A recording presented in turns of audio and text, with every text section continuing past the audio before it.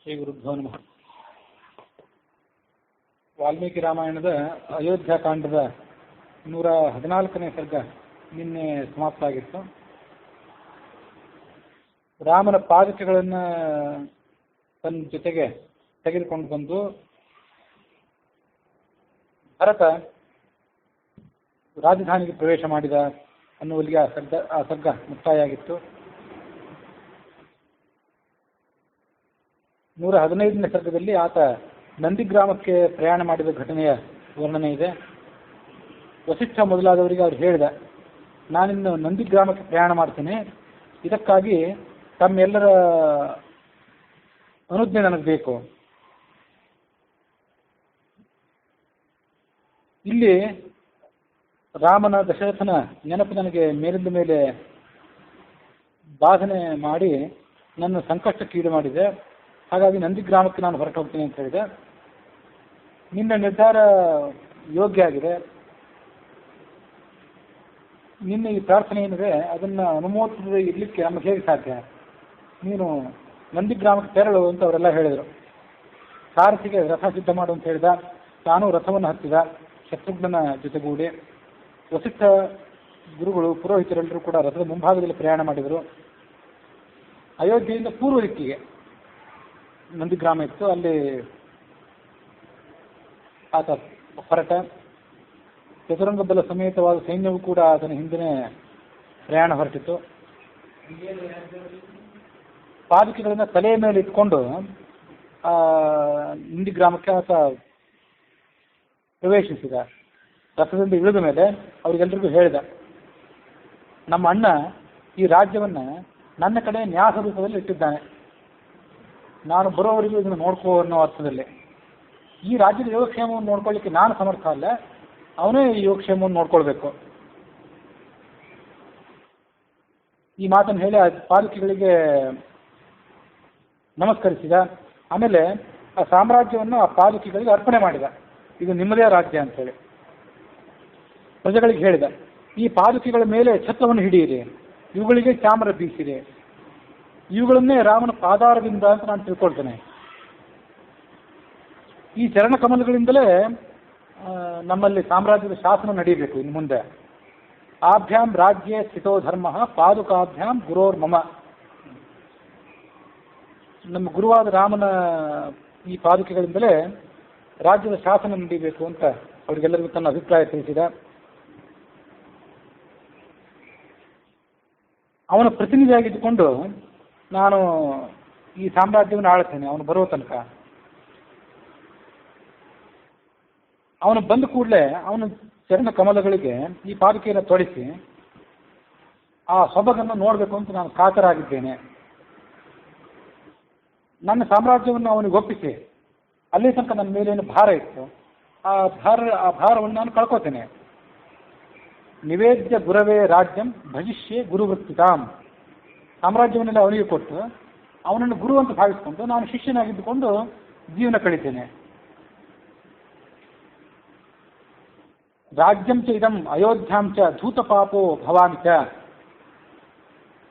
ಸಾಮ್ರಾಜ್ಯವನ್ನೆಲ್ಲ ಅವನಿಗೆ ಕೊಟ್ಟ ಮೇಲೆ ಇಲ್ಲಿ ತನಕ ನನಗೆ ಪಾಪದ ಮೂಟೆಯನ್ನು ಬೆನ್ನು ಹತ್ತಿದೆ, ಅದು ಆವಾಗ ಪರಿಹಾರ ಆಗ್ತದೆ ಅಂತಂದ.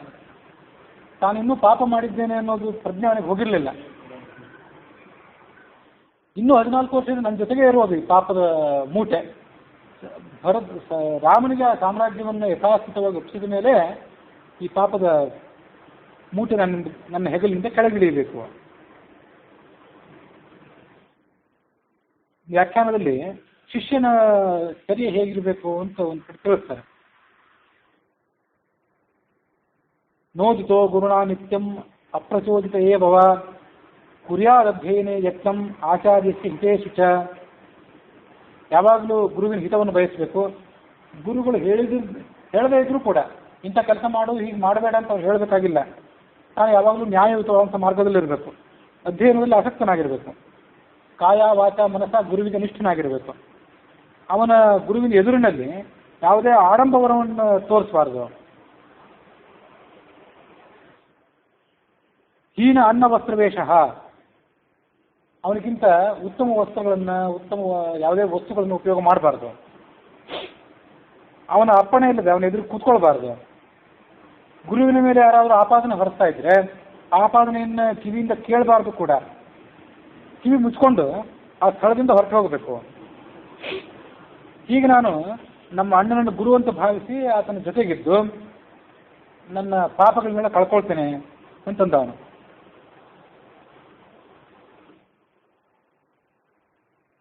ಧೂತ ಪಾಪೋ ಭವಾಮ್ಯಹಂ ಅಂತ ಹೇಳಿದ್ನಲ್ಲ, ಪಾಪವನ್ನೆಲ್ಲ ನಾನು ಕಳ್ಕೊಳ್ತೀನಿ, ಸಾಮ್ರಾಜ್ಯವನ್ನು ಕೊಟ್ಟ ಮೇಲೆ ಪಾಪ ನನ್ನ ಹೆಗಲ ಮೇಲಿಂದ ಕೆಳಗೆ ಇಳಿತದೆ ಅಂತ ಹೇಳಿದ್ನಲ್ಲ, ಅದನ್ನು ಕಾಳಿದಾಸ ತನ್ನ ರಘುವಂಶ ಅನ್ನೋ ಕಾವ್ಯದಲ್ಲಿ ಉಪಯೋಗ ಮಾಡ್ಕೊಳ್ತಾನೆ ಇದನ್ನೆಲ್ಲ. ಮಾತುಹು ಪಾಪಸ್ಯ ಭರತಃ ಪ್ರಾಯಶ್ಚಿತ್ತಮಿವ ಅಕರೋತ್. ತಾಯಿ ಪಾಪ ಮಾಡಿದ್ಲು, ಅದಕ್ಕೆ ಪ್ರಾಯಶ್ಚಿತ್ತ ಮಾಡಿಕೊಂಡವನಂತೆ ಕಾಣಿಸಿದ ಭರತ. ಅವಳು ಪಾಪ ಮಾಡಿದ್ಲು, ಅದಕ್ಕೆ ಅವಳು ತನ್ನ ಮನಸ್ಪೂರ್ವಕವಾಗಿ ಪಶ್ಚಾತ್ತಾಪ ಪಟ್ಟಿದ್ದಿರಬಹುದು. ಆದರೆ ದೈಹಿಕವಾಗಿ ಒಂದು ಪರಿಹಾರ ಮಾಡಿಕೊಂಡು ಅದನ್ನು ಪ್ರಾಯಶ್ಚಿತ್ತ ಮಾಡಿಕೊಂಡು ಆ ಪಾಪವನ್ನು ಕಳ್ಕೊಳ್ಳೋ ಪ್ರಯತ್ನ ಮಾಡಿದ್ದು ಭರತ ಅಂತ ಕಾಳಿದಾಸ ಕೂಡ ಅದನ್ನು ರಾಮಾಯಣದಲ್ಲಿದ್ದದನ್ನು ನಕಲು ಮಾಡಿದ್ದಾನೆ ಅಂತ ಹೇಳ್ಬೋದು.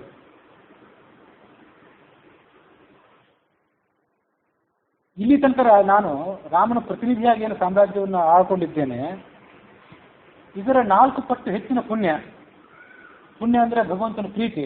ಅದು ನಮ್ಮ ಅಣ್ಣನ ಸೇವೆ ಮಾಡ್ಕೊಂಡಿದ್ರೆ ನನಗೆ ದೊರೆಯೋದು ನಿಶ್ಚಿತ ಅಂದವನು. ಹೀಗೆ ಆ ನಂದಿಗ್ರಾಮದಲ್ಲಿ ರಾಜ್ಯಭಾರ ಮಾಡಲಿಕ್ಕೆ ಪ್ರಾರಂಭ ಮಾಡಿದ್ದ. ರಾಜ್ಯಭಾರ ಮಾಡಲಿಕ್ಕಾಗಿ ಅಲ್ಲಿಗೆ ಬಂದಿದ್ದ.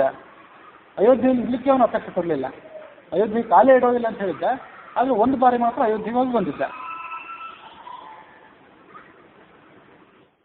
ಶಾಸನ ಮಾಡುವಾಗಲೂ ಕೂಡ ನಿತ್ಯ ರಾಮನ ಹೆಸರಿನಲ್ಲಿ ಆತ ರಾಜ್ಯಭಾರ ಮಾಡ್ತಿದ್ದ ಮತ್ತು ರಾಮನ ವಿರಹವನ್ನು ತಾಳದೆ ದುಃಖಿಸ್ತಿದ್ದ. ಋಷಿವೇಷವನ್ನು ಧಾರಣೆ ಮಾಡಿಕೊಂಡಿದ್ದ ಅವನು ಕೂಡ.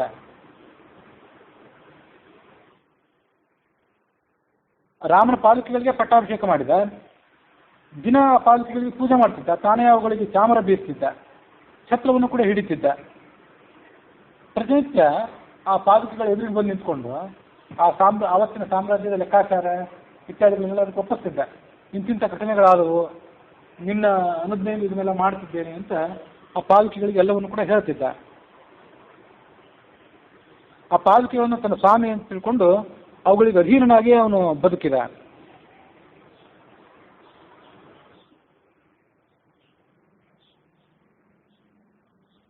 ತಸ್ಥೌಸ ಭರತಸ್ತತ್ರ ಸ್ಥಾಪ್ಯ ಸಿಂಹಾಸನೋಪರಿ. ನಂದಿಗ್ರಾಮದಲ್ಲಿ ಸಿಂಹಾಸನದ ಮೇಲೆ ಪಾಲಕಿಗಳನ್ನು ಇಟ್ಟ ಅಂತ ಆನಂದ ರಾಮಾಯಣ ಹೇಳ್ತದೆ. ಫಲಮೂಲಾಶನ ಸ್ವಯಂ, ತಾನು ಗಡ್ಡೆ ಗೆಣಸುಗಳನ್ನು ತಿಂದು ಋಷಿಮುನಿಗಳಂತೆ ಬದುಕಿದ. ರಾಜಕಾರ್ಯಾಣಿ ಸರ್ವಾಣಿ ಯಾವಂತಿ ಪೃಥ್ವೀಪಥೇ. ರಾಜ ಮಾಡಬೇಕಾದಂಥ ಎಲ್ಲ ಕಾರ್ಯಗಳನ್ನು ಅದರ ಮುಂದೆ ನಿವೇದನೆ ಮಾಡ್ತಿದ್ದ. ಗಣೇನ್ ದಿವಸಾನ್ಯವ ರಾಮ ಆಗಮನ ಕಾಂಕ್ಷೆಯ. ಇನ್ನು ಇಷ್ಟು ದಿವಸ ಉಳಿದಿವೆ, ಇಷ್ಟು ತಿಂಗಳು ಉಳಿದಿವೆ ಅಂತ ಪ್ರತಿನಿತ್ಯವೂ ಕೂಡ ಆತ ಅದನ್ನು ಲೆಕ್ಕ ಹಾಕ್ತಿದ್ದ. ಸಾಕ್ಷಾತ್ ಬ್ರಹ್ಮಮುನಿಯಥ. ಆತನ ಜೀವನ ವೃತ್ತಿಯನ್ನು ನೋಡಿದರೆ ಬ್ರಹ್ಮರ್ಷಿ ಬದುಕಿದಂತೆ ಬದುಕಿದ.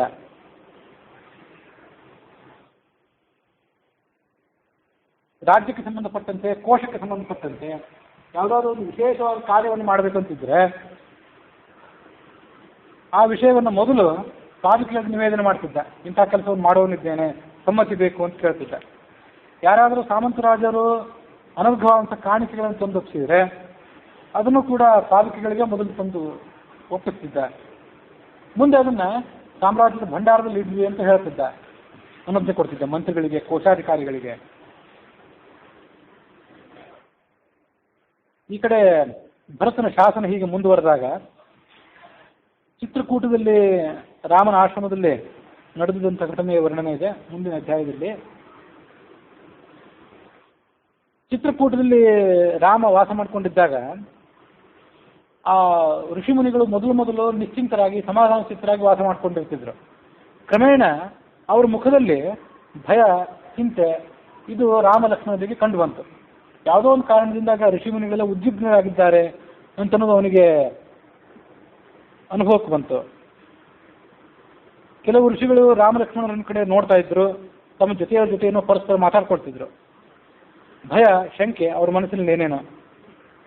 ಅವರ ಚಿಂತೆ, ಭಯಗಳಿಗೆ ತಾನೇ ಕಾರಣ ಆಗಿದ್ದಿರಬಹುದು ಅಂತ ಅವನಿಗೇನೋ ಸಂದೇಹ ಬಂತು. ಅವನು ಅಲ್ಲಿ ಹೋಗಿ ಆ ಆಶ್ರಮಕ್ಕೆ ಅಧಿಪತಿಯಾದಂಥ ಕುಲಪತಿ ಇರ್ತಾನಲ್ಲ, ಅವನಿಗೆ ನಮಸ್ಕರಿಸಿ ಹೇಳಿದ,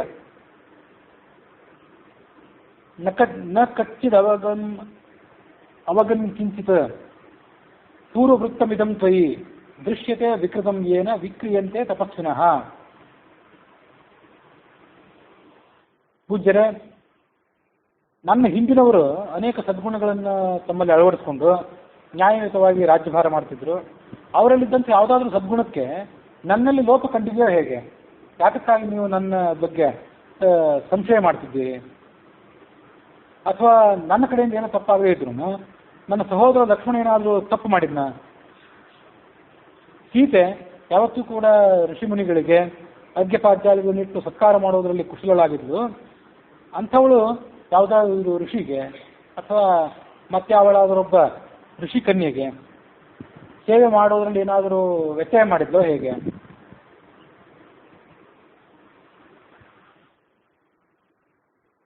ಆ ಕುಲಪತಿ ರಾಮನಿಗೆ ಮುಂದಿನಂತೆ ಉತ್ತರ ಹೇಳಿದೆ.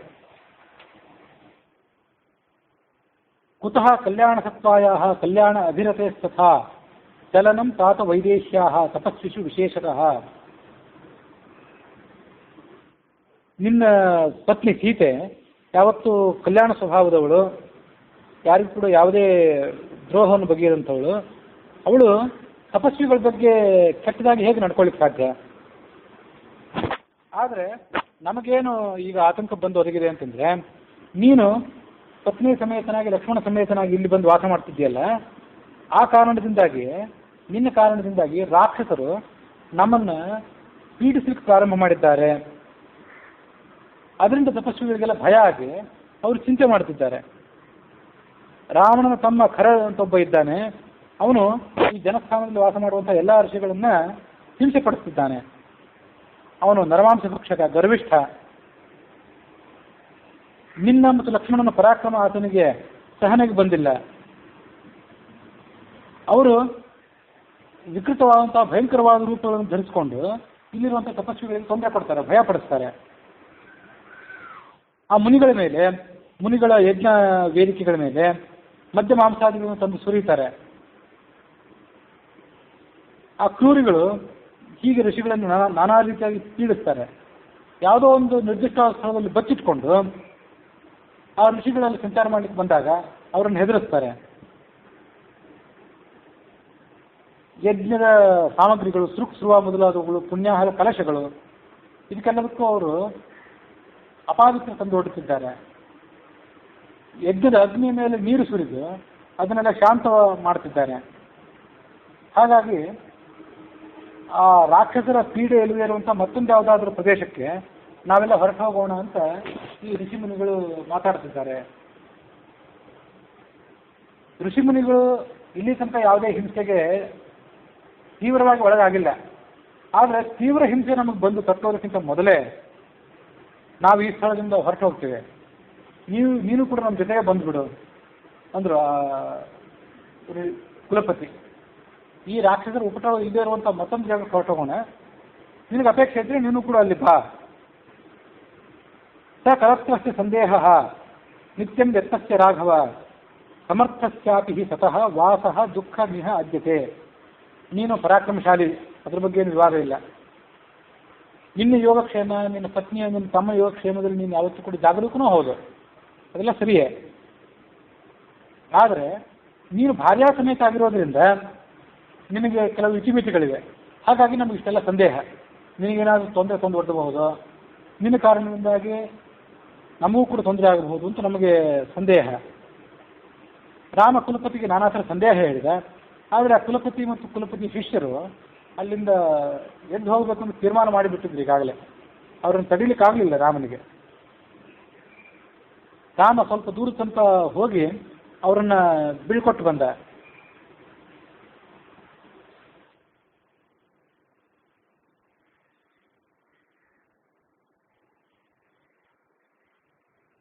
ಅಲ್ಲಿಗೆ 116ನೇ ಸರ್ಗ ಮುಕ್ತಾಯ ಆಗಿದೆ. 117ರಲ್ಲಿ ರಾಮ ಲಕ್ಷ್ಮಣ ಸೀತೆಯರು ಅತ್ರಿ ಮಹರ್ಷಿಗಳ ಆಶ್ರಮಕ್ಕೆ ಬಂದಿದ್ದರ ವರ್ಣನೆ ಇದೆ.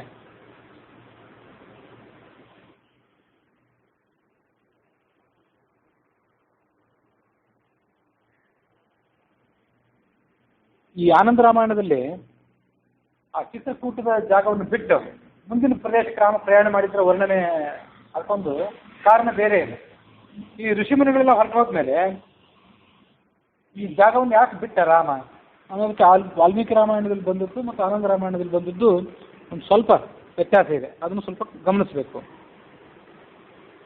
ನಾಗರಾಸ್ತಂ ಸದಾ ಜಗ್ಮುಹು ರಾಮದರ್ಶನ ಲಾಲಸಾಹ.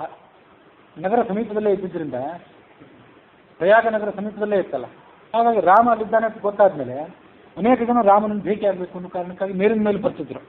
ಅದು ರಾಮನಿಗೆ ಮತ್ತು ಉಳಿದಂಥ ಯಾವುದಾದ್ರು ಕೆಲವು ಋಷಿಗಳಿಗೆ, ಕೆಲವೇ ಜನ ಅಲ್ಲಿ ಉಳಿದಿದ್ದಿರ್ಬೋದಾದ್ರೂ ಅವರಿಗೂ ಅದು ತೊಂದರೆ ತಂದೊಡ್ತಿತ್ತು.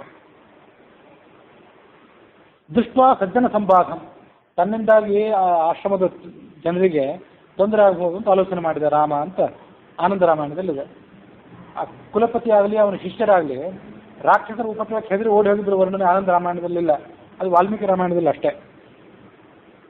ಅಲ್ಲಿಂದ ಮುಂದೆ ಆತ ಅತ್ರಿ ಆಶ್ರಮಕ್ಕೆ ಪ್ರಯಾಣ ಬೆಳೆಸಿದ ಅಂತ ಆನಂದ ರಾಮಾಯಣ ಹೇಳ್ತದೆ. ರಾಮ ಚಿತ್ರಕೂಟದಿಂದ ಹೊರಟದಕ್ಕೆ ಕಾರಣ ಏನು ಅಂದರೆ, ವಾಲ್ಮೀಕಿ ರಾಮಾಯಣ ಹೀಗೆ ಹೇಳ್ತದೆ, ಲಕ್ಷ್ಮಣನಿಗೆ ಅವನು ಹೇಳಿದೆ, ನಾನು ಇಲ್ಲೇ ಭರತನನ್ನು ನೋಡಿದೆ, ನಮ್ಮ ತಾಯಂದ್ರನ್ನು ನೋಡಿದೆ, ಸಾಮ್ರಾಜ್ಯದ ಪ್ರಜೆಗಳನ್ನು ಇಲ್ಲೇ ನೋಡಿದೆ, ಭರತನು ನನ್ನನ್ನು ಇಲ್ಲೇ ಅಂಗಲಾಚಿ ಬೇಡ್ಕೊಂಡ, ಅದೆಲ್ಲವೂ ನನ್ನ ಸ್ಮರಣೆಗೆ ಮೇಲಿನ ಮೇಲೆ ಬರ್ತಿದೆ. ಮತ್ತೆ ಇದೇ ಜಾಗದಲ್ಲಿ ಭರತನ ಅಪಾರವಾದಂಥ ಸೈನ್ಯ ಬೀಡು ಬಿಟ್ಟಿದ್ರಿಂದ ಆ ಆನೆ ಕುದುರೆಗಳ ಮಲಮೂತ್ರದಿಂದ ಈ ಪ್ರದೇಶ ವ್ಯಾಪ್ತ ಆಗಿಬಿಟ್ಟಿದೆ. ಹಾಗಾಗಿ ಇದು ಮಲಿನವಾಗಿದೆ, ನಾವು ಬೇರೆ ಯಾವುದಾದ್ರು ಪ್ರದೇಶಕ್ಕೆ ಹೋಗೋಣ ಅಂತ ಅವರು ಆಲೋಚನೆ ಮಾಡಿ ಅಲ್ಲಿಂದ ಮುಂದೆ ಹೊರಟುಬಿಟ್ರು. ಅತ್ರಿ ಮಹರ್ಷಿಗಳ ಆಶ್ರಮಕ್ಕೆ ಬಂದರು. ಆಶ್ರಮಕ್ಕೆ ಬಂದು ಅವರಿಗೆ ನಮಸ್ಕಾರ ಮಾಡಿದರು. ರಾಮನನ್ನ ಮಗ ಅನ್ನುವ ರೀತಿಯಲ್ಲಿ ಅವರು ಆಲಿಂಗನ ಮಾಡಿಕೊಂಡು ಆತನ ಕುಶಲವನ್ನು ವಿಚಾರ ಮಾಡಿದರು. ಮಹರ್ಷಿಗಳು ತಾವಾಗಿಯೇ ರಾಮನಿಗೆ ಆಸಕ್ತಿಯನ್ನು ಕೂಡ ಕೊಟ್ಟರು. ದತ್ತ ಅನ್ನೋ ಅವನ ಮಗನೂ ಆಗಿದ್ದ. ಮಗನೇನೋ ಅನ್ನುವಂತೆ ಅಂತ ಅದನ್ನೇನು ಉತ್ಪ್ರೇಕ್ಷೆ ಅಂತ ತಿಳ್ಕೋಬೇಕಾಗಿಲ್ಲ. ಆ ಅತ್ರಿ ಮಹರ್ಷಿಗಳಿಗೆ ದತ್ತ ಅನ್ನೋ ಹೆಸರಿನಲ್ಲಿ ವಿಷ್ಣುವೇ ಮಗನಾಗಿ ಕೂಡ ಜನಿಸಿದ್ದ. ಹಾಗಾಗಿ ಮಗನನ್ನು ನೆಂಬಂತೆ ಅಂತಲೇ ಹೇಳಬೇಕಾಗಿಲ್ಲ, ಮಗ ಅಂತಲೇ ತಿಳ್ಕೊಳ್ಬಹುದು. ಇನ್ನೊಂದು ಅವತಾರದಲ್ಲಿ ಮಗ ಆಗುತ್ತೆ, ಈ ಅವತಾರದಲ್ಲಿ ಆಗದೇ ಇರ್ಬೋದು ಅಷ್ಟೇ. ಮೊದಲು ರಾಮನಿಗೆ ಅವರು ಸತ್ಕಾರ ಮಾಡಿದರು. ಲಕ್ಷ್ಮಣ ಸೀತಾದೇವಿಗೂ ಅವರು ಕುಶಲ ಪ್ರಶ್ನೆ ಮಾಡಿದರು. 3 ದಿವಸ ಕಾಲ ಅವರ ಆಶ್ರಮದಲ್ಲಿದ್ದ ರಾಮ ತಸ್ಥೌ ತತ್ರ ದಿನತ್ರಯಂ.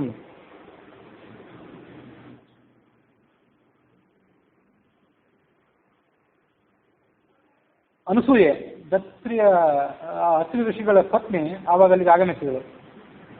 ನಮ್ಮ ಆಶ್ರಮಕ್ಕೆ ಸೀತೆ ಬಂದಿದ್ದಾಳೆ, ಅವಳನ್ನು ಒಳಗೆ ಕರ್ಕೊಂಡು ಹೋಗು, ಆಶ್ರಮದ ಒಳಭಾಗ ಕರ್ಕೊಂಡು ಹೋಗು ಅಂತ ಹೇಳಿದ್ರು ಅವರು ಋಷಿಗಳು. ಆಮೇಲೆ ಅನಸೂಯ ದೇವಿಯನ್ನ ರಾಮನಿಗೆ ಪರಿಚಯ ಮಾಡಿಕೊಟ್ರು. ಮತ್ತೊಮ್ಮೆ ಹಿಂದೊಮ್ಮೆ ಒಂದು 10 ವರ್ಷ ಕಾಲದ ಭಯಂಕರವಾದಂಥ ಬರಗಾಲ ಬಂದಿತ್ತು. ಲೋಕ ಎಲ್ಲ ಬಳಲಿ ಬೆಂಡಾಗಿ ಹೋಗಿತ್ತು. ಆ ಸಂದರ್ಭದಲ್ಲಿ ಇವಳು ತನ್ನ ತಪಃಪ್ರಭಾವದಿಂದ ಗಿಡಮೂಲಿಕೆಗಳನ್ನು, ಗಡ್ಡೆ ಗೆಣಸುಗಳನ್ನು ಸೃಷ್ಟಿ ಮಾಡಿದ್ಲು. ಮತ್ತು ಗಂಗಾ ನದಿ, ದೂರ ಎಲ್ಲೋ ಇದ್ದಂಥ ಗಂಗಾ ನದಿ ಋಷಿಮುನಿಗಳ ಅನುಕೂಲಕ್ಕಾಗಿ ಆಶ್ರಮದ ಸಮೀಪದಲ್ಲೇ ಹರಿಯುವಂತೆ ಮಾಡಿದ್ಲು. ಇದೆಲ್ಲ ಅವಳು ಮಹಿಮೆಯಿಂದ ಆಗಿತ್ತು. 10,000 ವರ್ಷಗಳ ಕಠೋರವಾದಂಥ ತಪಸ್ಸನ್ನು ಕೂಡ ಮಾಡಿದ್ಲು. ಇವಳ ತಪಸ್ಸಿನ ಪ್ರಭಾವದಿಂದ ಋಷಿಗಳಿಗೆ ಏನಾದರೂ ಯಜ್ಞಕ್ಕೆ ಧಾರ್ಮಿಕ ಚಟುವಟಿಕೆಗಳಿಗೆ ವಿಘ್ನ ಬಂದಿದ್ರೆ ಆ ವಿಘ್ನ ಕೂಡ ಎಲ್ಲ ದೂರ ಆದವು. ಹಿಂದೊಮ್ಮೆ ಇವಳು ಒಂದೇ ರಾತ್ರಿಯನ್ನ 10 ರಾತ್ರಿ ಆಗೋಷ್ಟು ದೀರ್ಘ ಕೂಡ ಮಾಡಿಬಿಟ್ಟಿದ್ಲು. ಅದಕ್ಕೊಂದು ಕಾರಣ ಇತ್ತು. ಅದಕ್ಕೇನು ಕಾರಣ ಅಂತಂದ್ರೆ, ಈ ಅನಸೂಯ ದೇವಿಗೆ ಒಬ್ಬಳು ಸ್ನೇಹಿತರಿದ್ರು, ಅವಳು ಕೂಡ ಒಬ್ಬಳು ಋಷಿಪತ್ನಿ. ಆ ಋಷಿಪತ್ನಿಗೆ ಯಾವುದೋ ಒಂದು ನಿರ್ದಿಷ್ಟ ಕಾರಣದಿಂದ, ಕಥೆ ಮಹತ್ವ ಕಡೆ ಬೇರೆ ಕಡೆ ಎಲ್ಲಾದರೂ ನೋಡಿ ಹೇಳ್ತೀನಿ, ಯಾವುದೋ ಒಂದು ಕಾರಣದಿಂದ ಆ ಸ್ನೇಹಿತಳಿಗೆ ನೀನು ನಾಳೆ ಬೆಳಗಾಗೋದ್ರೊಳಗೆ ವಿಧವೆಯಾಗಿ ಹೋಗು ಅಂತ ಶಾಪ ಕೊಟ್ಬಿಟ್ಟಿದ್ದ ಮಾಂಡವ್ಯ ಋಷಿ. ಅಂದರೆ ನಿನ್ನ ಗಂಡ ಹತ್ತು ಹೋಗಲಿ ಅಂತ ಶಾಪ ಕೊಟ್ಬಿಟ್ಟಿದ್ದ. ಆ ಸ್ನೇಹಿತಳು ಅನಸೂಯ ದೇವಿಯ ಶರಣ ಹೊಂದಿದ್ಲು, ನನ್ನ ಕಾಪಾಡಿ ಏನಾದರೂ ಮಾಡಿ ಅಂತ. ಇವಳೇನು ಮಾಡಿಬಿಟ್ಲಂದ್ರೆ, ನಾಳೆ ಬೆಳಗಾದಾಗ ಆಗೋದ್ರೊಳಗೆ ನಿನ್ನ ಗಂಡನಿಗೆ ಮರಣ ಬಂದು ನಿನಗೆ ವಿಧವೆ ಆಗಬೇಕಲ್ಲ, ನಾಳೆ ಬೆಳಗ್ಗೆ ಆಗೋದು ಬೇಡ, ಸೂರ್ಯೋದಯನೇ ಆಗೋದು ಬೇಡ ಅಂತ ಒಂದು ತಡೆ ಹಿಡಿದ್ಬಿಟ್ಲು. 10 ದಿವಸಗಳ ಕಾಲ ಅದು ಹಾಗೆ ಮುಂದುವರಿಯುತ್ತೆ. ಈಗ ಸೂರ್ಯೋದಯ ಆಗಿತ್ತು, ಆಗ ಸೂರ್ಯೋದಯ ಆಗಿತ್ತು ಅಂತ ಎಲ್ಲರೂ ಕಾಯ್ದರು. ಸೂರ್ಯೋದಯನೇ ಆಗಲಿಲ್ಲ. ದೇವತೆಗಳು ಕೂಡ ಎಲ್ಲ ಭಯಪಟ್ಟರು.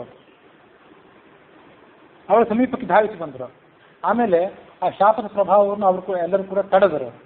ದೇವತೆಗಳು, ಹಿರಿಯ ಋಷಿಮುನಿಗಳೆಲ್ಲ ಸೇರಿ ಅದನ್ನು ತಡೆದರು. ಅವಳಿಗೆ ವೈಧವ್ಯ ಬರದೇ ಇರುವಂತೆ ನೋಡಿಕೊಂಡ್ರು. ಆಮೇಲೆ ಸೂರ್ಯೋದಯ ಆಗಲಿಕ್ಕೆ ಅನುಕೂಲ ಮಾಡಿಕೊಟ್ಲು ಈ ಅನಸೂಯ.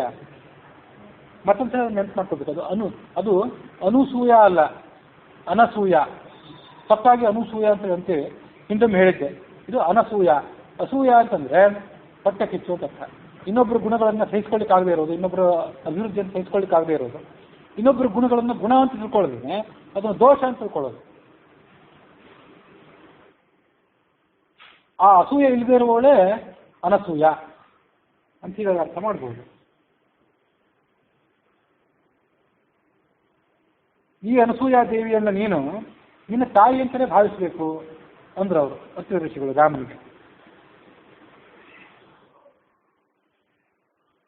ರಾಮನು ಸೀತೆಗೆ ಹೇಳಿದ, ಅತ್ರಿ ಋಷಿ ಹೇಳಿದ್ದನ್ನು ನೀನು ಕೇಳಿದ್ದೆ, ಅನಸೂಯ ನಿನ್ನನ್ನು ಆಶ್ರಮದ ಒಳಭಾಗಕ್ಕೆ ಕರೀತಿದ್ದಾಳೆ, ಹೋಗು ಅಂತ ಹೇಳಿದ ರಾಮ.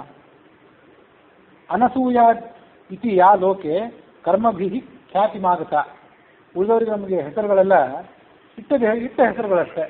ಅದನ್ನು ನಾವು ಸಾರ್ಥಕ ಮಾಡ್ಕೊಳ್ಬೇಕು ಅನ್ನೋ ಚಿಂತೆ ನಮಗೇನಿಲ್ಲ. ಆದರೆ ಅವಳ ಹೆಸರು, ಅನಸೂಯ ಅನ್ನೋ ಹೆಸರು ಸಾರ್ಥಕ ಆಗಿತ್ತು.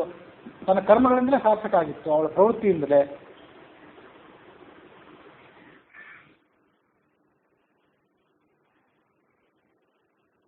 ಕ್ಷುದ್ರವಂತ ಹೆಸರುಗಳಾದ್ರೆ ಅವನ್ನೆಲ್ಲ ತಾವೇ ಸಾರ್ಥಕ ಆಗಿಬಿಡ್ಬೋದು. ಅವೆಲ್ಲ ಹಾಸ್ಯಕ್ಕಾಗಿ ಹೇಳ್ತಾರೆ ಸಂಸ್ಕೃತದಲ್ಲಿ ಹೋಗ್ತಾರೆ. ಸ್ವನಾಮ ಸಾರ್ಥಕೀಕರ್ತು ಅಭೂತ್ ಬಂಡಿರ ಪಂಡಿತ. ಒಂದು ಊರಿನಲ್ಲಿ ಯಾರೋ ಒಬ್ರು ಬಂಡಿ ಆಚಾರ ಅಂತ ಒಬ್ರು ಇದ್ರಂತೆ.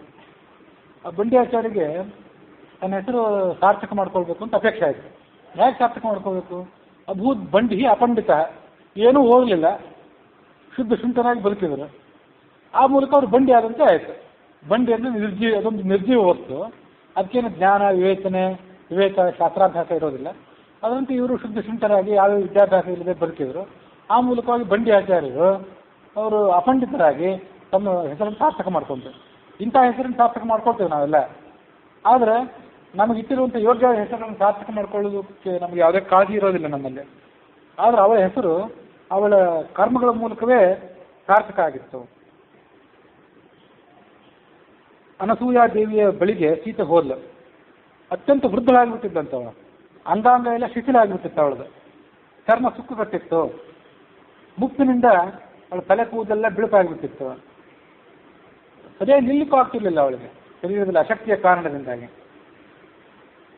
ಸೀತೆ ತನ್ನ ಹೆಸರನ್ನು ಹೇಳಿಕೊಂಡು ಆ ಅನಸೂಯ ದೇವಿಗೆ ನಮಸ್ಕರಿಸಿದ್ಲು.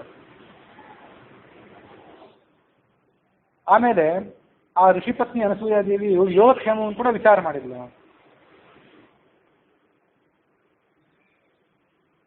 ಅನಸೂಯ ದೇವಿನೂ ಕೂಡ ಸೀತೆಯ ಯೋಗಕ್ಷೇಮವನ್ನು ವಿಚಾರ ಮಾಡಿ, ದಿಷ್ಟ್ಯ ಧರ್ಮಂ ಅವೇಕ್ಷತೆ, ನೀನು ಪಾತಿವೃತ್ಯ, ಸ್ತ್ರೀ ಧರ್ಮ ಮೊದಲಾದಂಥ ಧರ್ಮಗಳನ್ನು ಕಂಡುಕೊಂಡು ಆ ಧರ್ಮಗಳಲ್ಲಿ ನಿಷ್ಠಾವಂತಳಾಗಿದ್ದೆ, ಇದು ಬಹಳ ದೊಡ್ಡ ವಿಶೇಷ ಅಂತ ಅವಳನ್ನು ಹೊಗಳಿದ್ಲು.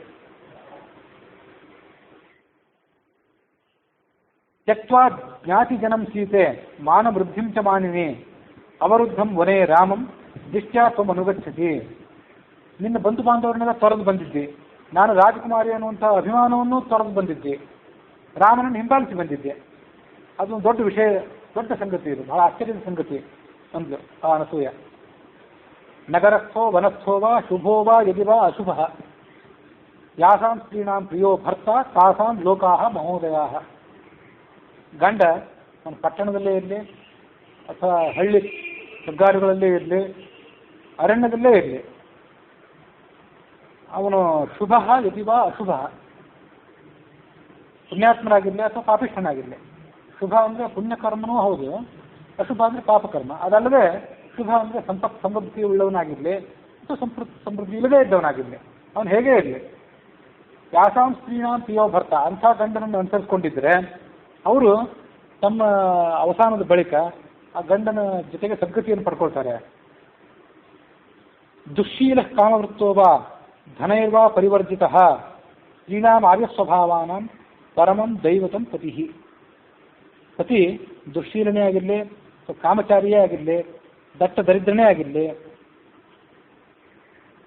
ಸ್ತ್ರೀಯರಿಗೆ ಆತ ಪರದೈವತೆ ಇದ್ದಂತೆ, ಅವನ ದೇವತೆ ಅಂತ ಅವಳು ಭಾವಿಸಬೇಕು.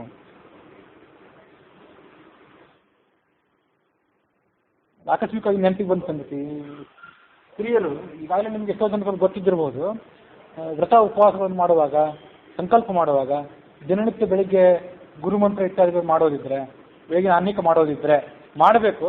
ಈಗ ಈಗಾಗಲೇ ಎಷ್ಟೋ ಜನ ಮಾಡ್ತಿದ್ದಿರ್ಬೋದು, ನೀವು ಮಾಡ್ತಿಲ್ಲ ಅಂತ ಹೇಳ್ತಿಲ್ಲ, ಮಾಡ್ತಿದ್ರೆ ಸಂಕಲ್ಪ ಮಾಡುವಾಗ ಪತಿಯ ಅಂತರ್ಗತನಾದಂಥ, ಇದು ಮಾಧ್ವ ವೈಷ್ಣವ ಸಂಪ್ರದಾಯದಲ್ಲಿ ಪತಿಯ ಅಂತರ್ಗತನಾದಂಥ, ಭಾರತೀಯರ ಮುಖ್ಯ ಪ್ರಾಣ ಅಂತರ್ಗತನಾದಂಥ ಲಕ್ಷ್ಮೀ ವೆಂಕಟೇಶ ಅಥವಾ ಲಕ್ಷ್ಮೀನಾರಾಯಣ, ಹೀಗೆ ಅದನ್ನು ಅನುಸಂಧಾನ ಮಾಡ್ಕೊಳ್ಬೇಕು.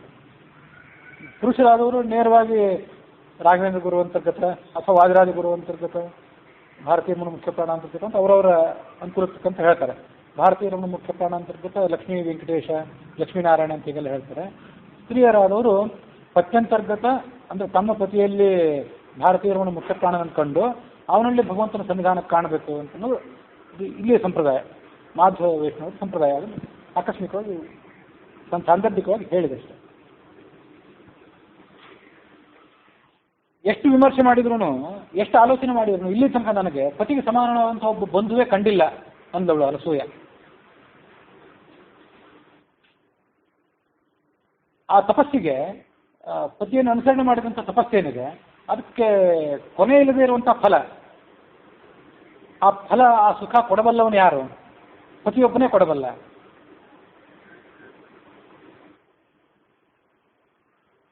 ಆದರೆ ಪತಿ ಸೇವೆ ಮಾಡ್ಕೊಂಡಿರೋದ್ರಲ್ಲಿ ಅಥವಾ ಕುಟುಂಬದ ಸಂರಕ್ಷಣೆ ಮಾಡ್ಕೊಂಡಿರೋದ್ರಲ್ಲಿ ಏನು ಮಹತ್ವ ಇದೆ, ಆ ಮಹತ್ವ ಎಷ್ಟೋ ಜನ ಕ್ಷುದ್ರವಾದಂಥ ಸ್ಥಿತಿಯಲ್ಲಿ ಗೊತ್ತೇ ಆಗೋದಿಲ್ಲ ಅಂದವಳು ಅನಸೂಯ.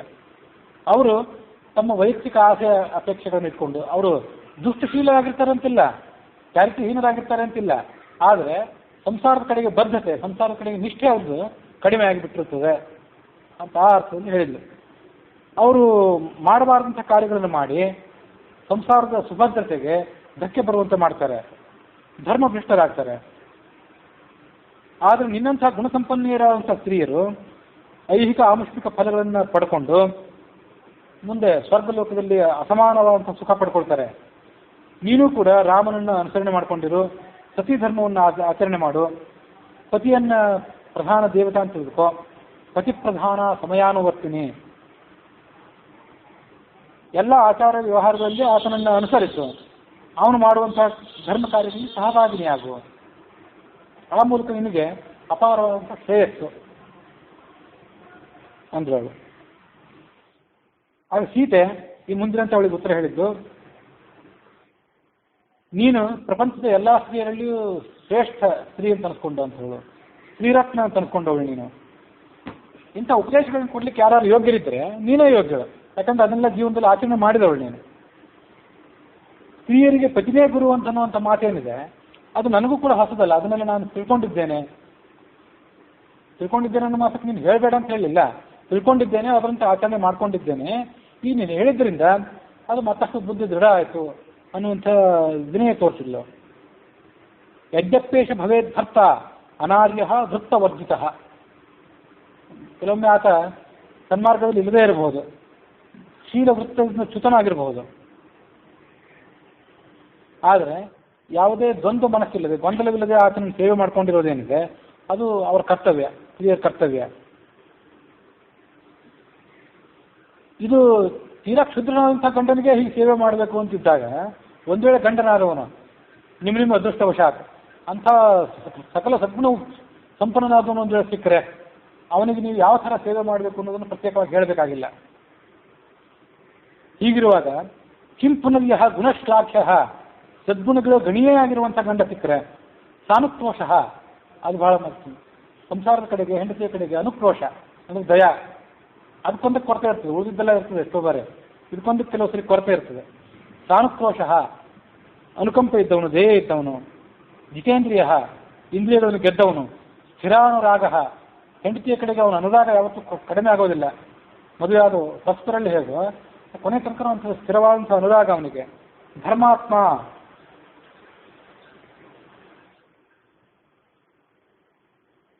ಮಾತೃವತ್ ಪಿತೃವತ್ ಪ್ರಿಯ. ಅವನು ಹೇಗಿರಬೇಕು ಗಂಡ ಅಂತಂದರೆ, ಹೇಗಿದ್ರೆ ಗಂಡನನ್ನ ಸ್ತ್ರೀಯರ ಅನುರಾಗದಿಂದ ಅನುಸರಣೆ ಮಾಡಬೇಕು, ಅದು ಮಾತಿದೆ. ಬಂದ ಹೆಂಡತಿಗೆ ಅವನು ತಾಯಿಯಂತೆ ತಂದೆಯಂತೆ ಇರಬೇಕು ಅನ್ನೋರು ಅಪೇಕ್ಷೆ ಪಡ್ತಾರಂತ ಕಾಣಿಸ್ತದೆ ಸೀತೆ ಆ ಮಾತನ್ನು ಹೇಳಿದರೆ. ತಂದೆ ತಾಯಿನ ಬಿಟ್ಟು ಬಂದಿರ್ತಾರಲ್ಲ, ಅಣ್ಣ ತಮ್ಮಂದಿನ ಬಿಟ್ಟು ಬಂದಿರ್ತಾರಲ್ಲ, ಬಂಧು ಬಾಂಧವನ್ನೆಲ್ಲ ಬಿಟ್ಟು ಬಂದಿರ್ತಾರಲ್ಲ, ಗಂಡ ಆದವನು ಬರೀ ಗಂಡ ಆಗಬಾರ್ದು. ಆ ಗಂಡನಾದವನು ಆ ಹೆಂಡತಿಗೆ ತಾಯಿಯಂತೆ ವರ್ತಿಸಬೇಕು, ಸಂದರ್ಭ ಬಂದರೆ ತಂದೆಯಂತೆ ವರ್ತಿಸಬೇಕು, ಸಹೋದರನಂತೆ ಸಖಾನಂತೆ ವರ್ತಿಸಬೇಕು ಅಂತ ಕಾಣಿಸ್ತದೆ. ಅದು ಸ್ತ್ರೀಯಲ್ಲಿ ಇರಬೇಕಾದಂಥ 6 ಗುಣಗಳನ್ನು ಹಿಂದೆ ನಾವು ಬೇಕಾದಷ್ಟು ಬಾರಿ ಹೇಳಾಯ್ತೆ. ಅದೆಲ್ಲ ಈಗ ಸೌಕರ್ಯ ನಾಣ್ಯ ಮತ್ತೆ ಅದನ್ನು ಹೇಳ್ತಾ ಕೂತ್ರೆ ಅದನ್ನು ಆಚರಣೆ ಮಾಡೋದಷ್ಟೇ ಬಾಕಿ. ಗಂಡನು ಕೂಡ ಹಾಗೇ ಇರಬೇಕು. ಮಾತೃವತ್ ಪಿತೃವತ್ ಪ್ರಿಯ, ಇದನ್ನು ಹೆಚ್ಚು ನಾವು ಹೈಲೈಟ್ ಮಾಡೋದಿಲ್ಲ, ಅದನ್ನು ಹೈಲೈಟ್ ಮಾಡ್ತೇವೆ. ಇದು ಕೇಳೋರು ಹೆಣ್ಮಕ್ಳು ಕೂತು ಕೇಳ್ತಿರ್ತಾರೆ, ಹೇಳೋರು ಗಂಡಸರು ಇರ್ತಾರೆ, ಆದ್ದರಿಂದ ಅವ್ರು ಅದನ್ನು ಹೈಲೈಟ್ ಮಾಡ್ತಾರೆ. ಇದನ್ನು ಒಂದು ಸ್ವಲ್ಪ ಹೈಲೈಟ್ ಮಾಡಬೇಕು, ನಮ್ಮ ಆದ್ಯತೆಗಳು ಬದಲಾಗಬೇಕು. ಮಾತೃವತ್ ಪಿತೃವತ್ ಪ್ರಿಯ ಯಾಮೃತ್ಯುಂ ವರ್ತತೆ ರಾಮ ಕೌಸಲ್ಯಾಯಾಂ ಮಹಾಬಲಃ ತಾಮೇವ ನೃಪನಾರೀಣಾಂ ಮನ್ಯಾಸಾಮಪಿ ವರ್ತತೆ. ನನ್ನ ಗಂಡನ ಸದ್ಗುಣಗಳನ್ನು ಏನಂತ ಹೇಳ್ಬೇಕು ನಾನು ಅಂದ್ಲವಳು.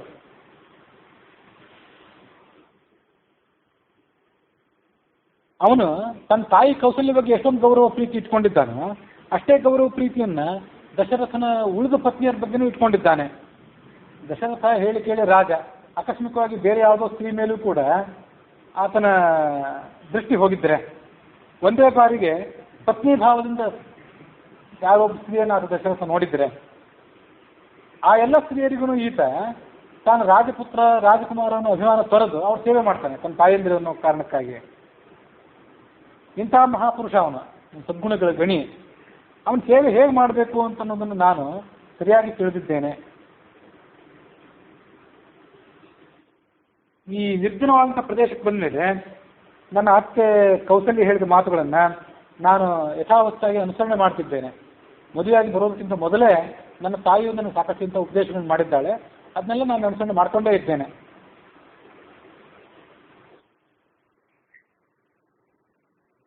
ಹಾಗಾಗಿ ನೀನು ಧರ್ಮವನ್ನು ಆಚರಣೆ ಮಾಡುವವಳು ಸೀತೆ ಅನಸೂಯೆಗೆ ಹೇಳಿದ್ವಿ.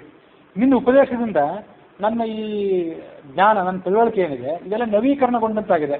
ಇದೊಂದು ರೀಓರಿಯೆಂಟೇಷನ್ ಪ್ರೋಗ್ರಾಮ್ ಆದಂಗೆ ಆಯಿತು. ನಮ್ಮ ಜ್ಞಾನ, ನಮ್ಮ ಅನುಭವ ಏನಿರ್ತದೆ, ನಮ್ಮ ವೃತ್ತಿಯಲ್ಲಿ ಉಪಯೋಗ ಆಗುವಂಥ ಜ್ಞಾನಗಳು, ಅದನ್ನು ಮತ್ತೆ ಮತ್ತೆ ನವೀಕರಣ ಮಾಡೋದಕ್ಕಾಗಿ ಕೆಲವು ಸರಿ ತರಬೇತಿ ಶಿಬಿರಗಳಿಗೆಲ್ಲ ಹೋಗಿ ಆ ಜ್ಞಾನವನ್ನು ಮತ್ತಷ್ಟು ನಿಶಿತ ಮಾಡ್ತಿರ್ತೇವಲ್ಲ, ಹಾಗೆ ನನ್ನ ಜ್ಞಾನ ಮತ್ತಷ್ಟು ನಿಶಿತ ಆಗಿದೆ ಅಂದ್ಲವಳು. ಪತಿ ಶುಶ್ರೂಷಣ ನಾರ್ಯಾ ತಪಃ ನಾಣ್ಯದ್ ವಿಧೀಯತೆ. ಗಂಡನ ಸೇವೆ, ಕುಟುಂಬದ ಸೇವೆ, ಅದರ ಕುಟುಂಬದ ಸೇವೆ ಅಂತ ಅಲ್ಲಿಲ್ಲ. ಅದು ಗಂಡನ ಸೇವೆ ಅಂದರೆ ಬರೇ ಗಂಡನ ಅಂತ ಅರ್ಥ ಅಲ್ಲ. ಗಂಡ ಅಂದರೆ ಕುಟುಂಬ, ಮಕ್ಕಳು, ಇದೆಲ್ಲದಕ್ಕೂ ಒಂದು ಹೆಸರದು ಅಂತ ನನ್ನ ಆಲೋಚನೆ. ಸಾವಿತ್ರಿ ಸತ್ಯವಾನನ ಪತ್ನಿಯಾಗಿದ್ಲು. ಆ ಗಂಡನ ಸೇವೆ ಮಾಡೋದ್ರ ಮೂಲಕನೇ ಇವತ್ತು ಕೂಡ ಸ್ವರ್ಗದಲ್ಲಿ ಅವಳಿಗೆ ಮಹತ್ವದ ಸ್ಥಾನ. ಅದರಂತೆ ನೀನು ಕೂಡ ನಿನ್ನ ಗಂಡ ಅತ್ರಿ ಮಹರ್ಷಿಯ ಸೇವೆ ಮಾಡಿ ಸಶರೀರವಾಗಿ ಸ್ವರ್ಗಕ್ಕೆ ಹೋಗುವಂಥ ಸಾಮರ್ಥ್ಯವನ್ನು ಪಡೆದುಕೊಂಡಿದ್ದೆ. ವರಿಷ್ಠ ಸರ್ವನಾರೀಣ, ಎಲ್ಲ ಸ್ತ್ರೀಯರಲ್ಲಿ ನೀನು ವರಿಷ್ಠಳು ಅಂತ ಅನಿಸ್ಕೊಂಡಿದ್ದೆ. ಏಷಾ ದಿವಿ ದೇವತಾ, ಸ್ವರ್ಗದಲ್ಲಿ ನೀನು ದೇವತೆಯಂತೆ ಪೂಜಿಸಲಾಗಿದ್ದೆ. ರೋಹಿಣಿ ನಕ್ಷತ್ರ, ಚಂದ್ರನನ್ನ ಬಿಟ್ಟು ಯಾವತ್ತೂ ಕೂಡ ಹೇಗಿರೋದಿಲ್ವೋ ಅದರಂತೆ ನೀನು ಕೂಡ ನಿನ್ನ ಗಂಡನನ್ನು ಬಿಟ್ಟು ಇರೋದಿಲ್ಲ.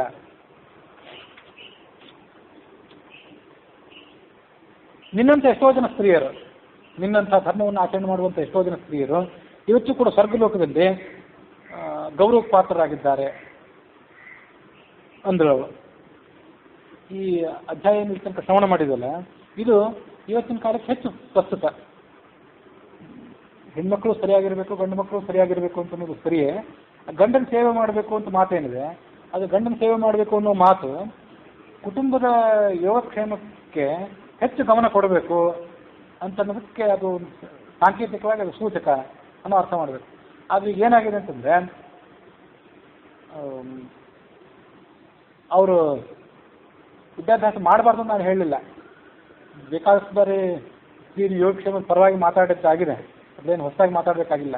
ಆದರೆ ವಿದ್ಯಾಭ್ಯಾಸ ಮಾಡಬೇಕು, ಉದ್ಯೋಗ ಮಾಡಬೇಕು, ಜೀವನದಲ್ಲಿ ಶೈನ್ ಆಗಬೇಕು ಅಂತ ಹಂಬಲ ಎಲ್ಲರಿಗೂ, ಹೆಣ್ಮಕ್ಳಿಗೂ ಕೂಡ. ಆ ಧಾವಂತದಲ್ಲಿ ಕುಟುಂಬದ ಯೋಗಕ್ಷೇಮದ ಹೊಣೆ ಅದ್ರ ಬಗ್ಗೆ ತಮಗಿರ್ಬೇಕಂತ ಬದ್ಧತೆ ಅದನ್ನು ಅವರು ಮರೀತಿದ್ದಾರೆ ಅಂತ ಕಾಣಿಸ್ತದೆ. ಯಾವುದೇ ಪಾಶ್ಚಾತ್ಯ ಸಮಾಜದಲ್ಲಿ ಅವರು ಮರೆತು ಹೋಗಿಬಿಟ್ಟಿದ್ದಾರೆ. ಹಾಗಾಗಿ ಕುಟುಂಬಗಳು ಒಂದೆಲ್ಲ ಛಿದ್ರ ಆಗಿಬಿಟ್ಟಿದೆ. ನ್ಯೂಕ್ಲಿಯರ್ ಫ್ಯಾಮಿಲಿಗಳಾಗಿ ಹೋಗಿದೆ. ಎಲ್ಲ ಸಣ್ಣ ಸಣ್ಣ ಕುಟುಂಬಗಳು ಪಾಶ್ಚಾತ್ಯ ದೇಶದಲ್ಲಿ. ಗಂಡ ಹೆಂಡತಿ ಮಕ್ಕಳು ಮಾತ್ರ ಇರಬೇಕು. ಆ ಮಕ್ಕಳು ದೊಡ್ಡವರಾದ್ಮೇಲೆ ಅವರು ಕೂಡ ಬೇರೆ ಕಡೆ ಹೋಗಿಬಿಡ್ಬೇಕು. ಗಂಡ ಹೆಂಡತಿ ಮಾತ್ರ ಕೊನೆ ತನಕ ಇರಬೇಕು. ತಮ್ಮ ಸ್ವಾರ್ಥವನ್ನೇ ನೋಡ್ಕೊಳ್ಬೇಕು ಅನ್ನೋ ಪ್ರವೃತ್ತಿ ಅಲ್ಲಿ ಬೆಳೆದಿದೆ. ಅದರ ಗಾಳಿ ಏನು ಕಲಿಯೋದಿದ್ರು ನಾವು ಒಳ್ಳೆಯವನಾಗಲಿ ಕೆಟ್ಟದನಾಗಲಿ ಎಲ್ಲ ಅಲ್ಲಿಂದಲೇ ಕಲಿಬೇಕು ನಾವು. ಹಾಗಾಗಿ ಅಂಥದೇ ಪ್ರವೃತ್ತಿ ಇಲ್ಲೂ ಕೂಡ ಕಂಡು ಬರ್ತಿದೆ. ಕಂಡು ಬರುವಂಥ ಈ ಸಂದರ್ಭದಲ್ಲಿ ಈ ಮಾತುಗಳು, ಈ ಅನಸೂಯ ಮತ್ತು ಸೀತೆಯರ ಮಾತುಗಳೇನಿವೆ ಅವು ಹೆಚ್ಚು ಪ್ರಸ್ತುತ. ಗಂಡನ ಮತ್ತು ಕುಟುಂಬದ ಯೋಗಕ್ಷೇಮ ಅವ್ರು ನೋಡ್ಕೊಳ್ಬೇಕು, ಅದನ್ನೆಲ್ಲವನ್ನು ಮಾಡ್ತಾ ತಮ್ಮ ವೈಯಕ್ತಿಕ ಸಾಧನೆಯನ್ನು ಮಾಡಬೇಕು ಅನ್ನೋ ಮಾತೇನಿದೆ ಅದನ್ನು ಬಹಳ ಮಹತ್ವದ್ದು ಅಂತ ಭಾವಿಸಬೇಕು. ಅವಳು ತಾನು ದೊಡ್ಡ ತಪಸ್ಸು ಮಾಡಿದ್ಲು. ಕೇವಲ ಗಂಡನ ಸೇವೆ ಮಾಡಿಕೊಂಡು ಕಸ ಮುಸ್ರೆ ಮಾಡ್ಕೊಂಡು ಇದ್ದಿದ್ದಿಲ್ಲ, ಬೇಕಾಷ್ಟು ಸಾಧನೆ ಮಾಡಿದ್ದಿಲ್ಲ ಅನಸೂಯ. ಅದು ನಮಗೆ ಮೇಲ್ಪಂಕ್ತಿ ಆಗಬೇಕು, ಮಾದರಿ ಆಗಬೇಕು. ಆದರೆ ದುರದೃಷ್ಟವಶಾತ್ ಸಮಾಜದಲ್ಲಿ ಏನಾಗ್ತದೆ ಅಂತಂದರೆ ಸಾಕಷ್ಟು ಉನ್ನತ ಮಟ್ಟದ ಶಿಕ್ಷಣ ಸಿಕ್ಕು ಹಾಗೆ ಉದ್ಯೋಗ ಅವಕಾಶಗಳು ಸಿಕ್ಕು ಆ ಮೂಲಕವಾಗಿ ಅವರು ಎಷ್ಟೋ ಜನ ಅವಿವಾಹಿತರಾಗಿ ಉಳಿಯೋದು ಮತ್ತು ತಡವಾಗಿ ವಿವಾಹ ಮಾಡ್ಕೊಳ್ಳೋದು ಇಂಥದೆಲ್ಲ ಪ್ರವೃತ್ತಿ ಕಂಡು ಬರ್ತಿದೆ. ನಾನಾ ಥರದ ಸಂಕಟಗಳು. ಆಮೇಲೆ ವಿಚ್ಛೇದನಕ್ಕೆ ಅರ್ಜಿ ಹಾಕೋರಲ್ಲಿ ಹೆಣ್ಮಕ್ಳ ಸಂಖ್ಯೆನೇ ಹೆಚ್ಚು. ಸಮಾಜದಲ್ಲಿ ಇರೋದೇ ಈಗ 1940. ಮೊನ್ನೆ ಗಣತಿ ಪ್ರಕಾರ ನಾವು 121 ಕೋಟಿ ಜನ ಭಾರತೀಯರು. ಅದರಲ್ಲಿ 62 ಕೋಟಿ ಜನ ಪುರುಷರು, 58 ಕೋಟಿ ಸ್ತ್ರೀಯರು, 4 ಕೋಟಿ ಸ್ತ್ರೀಯರು ಕೊರತೆ ಇದೆ. ಅದರ ಅನುಪಾತ ಲೆಕ್ಕ ಹಾಕಿದರೆ ಅದು 1940 ಆಗ್ತದೆ. ಆ 940 ಜನ ಸ್ತ್ರೀಯರಲ್ಲೇ ಉನ್ನತ ಶಿಕ್ಷಣ ಪಡ್ಕೊಂಡು ನಮ್ಮ ಉನ್ನತ ಶಿಕ್ಷಣ ನಮ್ಮ ಉದ್ಯೋಗಕ್ಕೆ ಅನುಗುಣವಾಗಿ ಸರಿಯಾಗಿ ಪುರುಷ ನಮಗೆ ಸಿಗ್ತಿಲ್ಲ ಅನ್ನೋ ಕಾರಣಕ್ಕಾಗಿ ಅವರು ಅವಿವಾಹಿತರಾಗಿ ಉಳಿಯೋದು, ತಡ ಮಾಡಿ ವಿವಾಹ ಮಾಡ್ಕೊಳ್ಳೋದು ಮತ್ತು ಮಾಡಿಕೊಂಡ್ರೂ ಕೂಡ ಅದನ್ನು ಸ್ಥಿರವಾಗಿ ಉಳಿಸ್ಕೊಳ್ಳದೇ ಇರೋದ್ರಲ್ಲಿ ಗಂಡಸರ ಪಾತ್ರನೂ ಇಲ್ಲ ಅಂತ ನಾನು ಹೇಳ್ತಿಲ್ಲ. ಅದ್ರಲ್ಲಿ ತಮ್ಮ ಪಾತ್ರನೂ ಇದ್ದರೆ ಇದೆಯೋ ಹೇಗೆ ಅಂತ ನಾವು ವಿಮರ್ಶೆ ಮಾಡಬೇಕು. ವಿಮರ್ಶೆ ಮಾಡಿಕೊಂಡು ಸಮಾಜವನ್ನು ಮತ್ತಷ್ಟು ಸ್ಥಿರವಾಗಿ ಕಾಪಾಡಿಕೊಳ್ಬೇಕು ಅಂತನ್ನೋದಕ್ಕಾಗಿ ಈ ಮಾತನ್ನೆಲ್ಲ ಹೇಳಿದೆ. ಮೊನ್ನೆ ನೀವು ಕೂಡ ಎಲ್ಲಾದ್ರೂ ಕೂಡ ಒಂದು ಕಡೆ ಓದಿರ್ಬೇಕು. ಎಂಥ ದುರಂತ ಅಂತಂದರೆ ಇದು ನಡೆದಿದ್ದಿಲ್ಲ. ಒಂದೆಲ್ಲ ಒಂದ್ಸರಿ ಪತ್ರಿಕೆಯಲ್ಲಿ ಓದಿದ್ದೆ. ಒಂದು ಮನೆಗೆ, ನಗರದಲ್ಲಿರುವಂಥ ಒಂದು ಮನೆಗೆ ಆಕಸ್ಮಿಕವಾಗಿ ಹಳ್ಳಿಯಿಂದ ಒಬ್ರು ಯಾರೋ ಬಂದರು. ಅವರು ಬರ್ತೀನಿ ಅಂತ ಗಂಡ ಹೆಂಡತಿಗೆ ಹೇಳಬೇಕಾಗಿತ್ತು.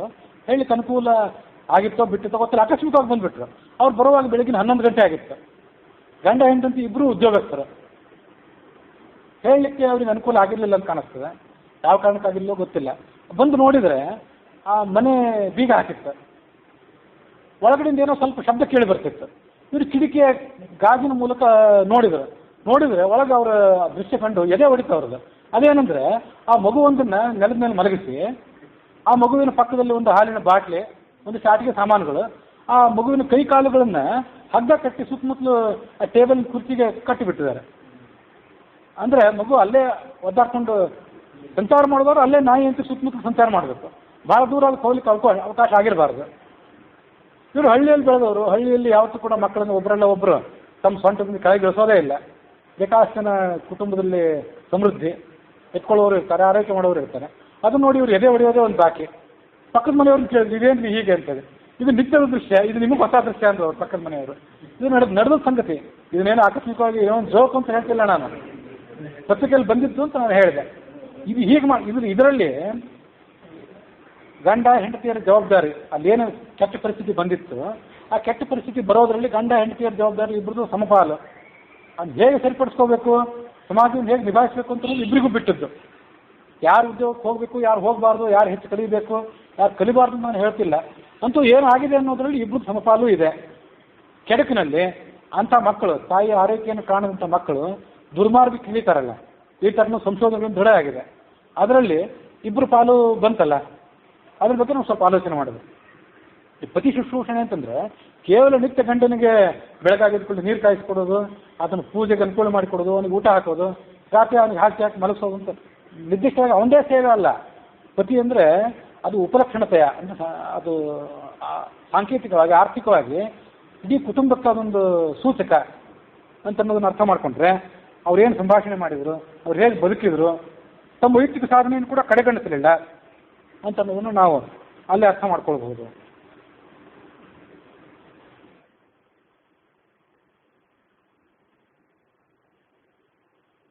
ಹೀಗೆ ಸೀತೆ ಎಲ್ಲ ಹೇಳಿದ ಮೇಲೆ ಆ ಅನಸೂಯ ಸಂತೋಷಪಟ್ಲು.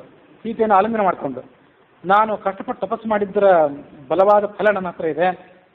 ಆ ತಪಸ್ಸಿನಿಂದ ನಾನು ಏನು ಬೇಕಾದರೂ ಮಾಡಬಲ್ಲೆ, ನಿನಗೆ ಕೊಡಬಲ್ಲೆ. ನಿನಗೆ ನಾನು ಏನು ಕೊಡಬಲ್ಲೆ ಅದನ್ನು ಹೇಳು ಅಂದಳು ಆ ಅನಸೂಯ. ಸೀತೆಗೆ ಆಶ್ಚರ್ಯ ಆಯಿತು. ನೀನು ನನ್ನ ಮೇಲೆ ಅನುಗ್ರಹ ಮಾಡಿದ್ದಿ, ನನ್ನನ್ನು ಆದರ ಮಾಡಿದ್ದಿ, ಇಷ್ಟರ ಮೂಲಕವೇ ನನಗೆಲ್ಲನೂ ಕೊಟ್ಟಂತಾಗಿದೆ, ನನಗೆ ಮತ್ತೇನು ಬೇಡ ಅಂದಳು. ಆಗ ಅನಸೂಯೆ ಅವಳಿಗೆ ಮತ್ತಷ್ಟು ಪ್ರೀತಿಯಿಂದ ಹೇಳಿದ್ಲು, ಸಫಲಂ ಚ ಪ್ರಹರ್ಷಂ ಚ ತೇ ಹಂತ ಸೀತೆ ಕರೋಮ್ಯಹಂ. ನನ್ನ ನಿನ್ನ ಸಮಾಗಮದಿಂದ ಇಂಥ ಸಂತೋಷ ಏನು ನನಗೂ ಆಗಿದೆ ನಿನಗೂ ಆಗಿದೆಯಲ್ಲ, ಅದನ್ನು ನಾನು ಸಫಲ ಮಾಡಿ ತೋರಿಸ್ತೇನೆ. ಹಾಗೆ ವ್ಯರ್ಥವಾಗಲಿಕ್ಕೆ ನನಗೆ ಅಪೇಕ್ಷೆ ಇಲ್ಲ. ನಿನಗೆ ನಾನು ಏನಾದರೂ ಒಂದು ಕಾಣಿಕೆಯನ್ನು ಕೊಟ್ಟು ಅದರ ಮೂಲಕವಾಗಿ ನನ್ನ ಸಂತೋಷ ಏನಾಗಿದೆ ಆ ಸಂತೋಷವನ್ನು ನಾನು ವ್ಯಕ್ತ ಮಾಡ್ತೇನೆ ಅಂದ್ಲವಳು. ಏನು ಮಾಡಿದ್ಲು ಅಂದರೆ, ಆಭರಣಗಳನ್ನು, ಹೂವಿನ ಹಾರಗಳನ್ನೆಲ್ಲ ಸೃಷ್ಟಿ ಮಾಡಿದ್ಲು ತಪಶಕ್ತಿಯಿಂದ. ಇದು ನೋಡು, ಇದೊಂದು ದಿವ್ಯವಾದಂಥ ಮಾಲೆ, ಇದು ದಿವ್ಯವಾದ ವಸ್ತ್ರ, ಇವು ಆಭರಣಗಳು. ಇದೊಂದು ಶರೀರಕ್ಕೆ ಹಚ್ಕೊಳ್ಳುವಂಥ ಒಂದು ಮೊಲಾಮು, ಗಂಧ, ಕರ್ಪೂರ, ಕಸ್ತೂರಿ ಇತ್ಯಾದಿಗಳಿಂದ ಕೂಡಿದ್ದು. ಇವು ಸಾಧಾರಣವಾದಲ್ಲ ಯಾವುದೂ ಕೂಡ. ನೀನು ಧಾರಣೆ ಮಾಡಬೇಕಾದಂಥ ಅಲಂಕಾರ ವಸ್ತುಗಳಿವು. ಸತತವಾಗಿ ನೀನು ಧಾರಣೆ ಮಾಡಿದ್ರು ಈ ವಸ್ತ್ರಗಳಿಗಾಗಲಿ ಈ ಆಭರಣಗಳಾಗಲಿ ಯಾವತ್ತೂ ಕುಂದಿಲ್ಲ. ದಿವ್ಯ ವಸ್ತ್ರಾಭರಣಗಳವು. ಈ ದಿವ್ಯ ಅಂಗರಾಗವನ್ನು ಹಚ್ಕೋ. ಅದು ಕೂಡ ತಪೋಬಲದಿಂದ ಮಿಶ್ರಿತವಾಗಿದ್ದಾಗಿರಬೇಕು, ಅಭಿಮಂತ್ರಣ ಮಾಡಿದ್ದು ಇಂಥದ್ದು ಏನಾದರೂ ಆಗಿರಬೇಕು. ಆ ಗಂಧವನ್ನೆಲ್ಲ ನೀನು ಮೈಗೆ ಹಚ್ಕೊಂಡ್ರೆ ಲಕ್ಷ್ಮೀದೇವಿ ತನ್ನ ಶರೀರದ ಸುಗಂಧದಿಂದ ಭಗವಂತನಿಗೆ ಹೇಗೆ ಪ್ರಿಯಳಾದಲೋ ಹಾಗೆ ನೀನು ರಾಮನಿಗೆ ಪ್ರಿಯಳೆ ಆಗ್ತಳಿ ಅಂತ ಹೇಳಿಲ್ಲ ಅನಸೂಯ. ಆ ವಸ್ತ್ರ, ಆ ಗಂಧ, ಒಡವೆ, ಮಾಲೆ ಅದೆಲ್ಲವನ್ನು ಕೂಡ ಆ ಸೀತೆ ಪರಿಗ್ರಹ ಮಾಡಿದ್ಲು.